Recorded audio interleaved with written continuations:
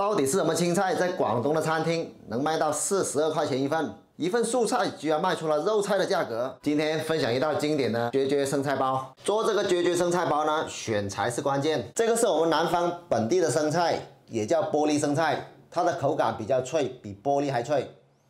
这个是云南那边北方的生菜，这个生菜它口感比较硬，所以说不适合做绝绝包。可以给大家对比看一下。北方的青菜就比较大兜一点，南方的青菜个子就比较小一点。选对了青菜，就是成功的关键。再准备一些辅助材料，这个是虾膏，它非常的香，但是闻起来臭，没有的可以在网上购买。这个是虾皮，当然有条件的可以用大一点的虾仁，它能够提升菜品的香味。蒜头准备2粒，做菜不放蒜，香味少一半。再来上这个葱油，再来上一点金标蚝油。先把蒜头去蒜头丁，然后切成片状，把它切碎。生菜我们给它处理一下，把头切掉，然后对半把它切开，切成像这样就 OK 了。切好以后装一个空盆中，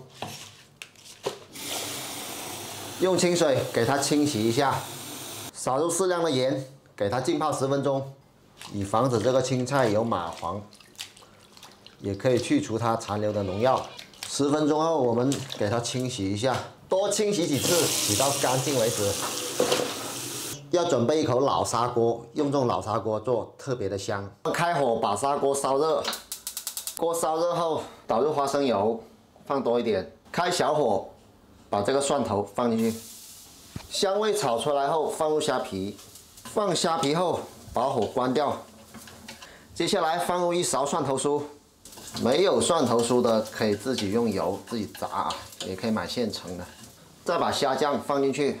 此时的砂锅整体温度已经降低，我们再把火打开，同样是开小火，放上20粒糖，中和虾酱的咸味，来上1勺米酒，去香增腥，最后倒入1勺蚝油。这个时候我们把火开大，把生菜放进去。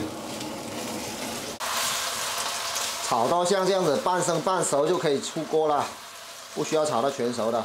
生菜本来就吃生的。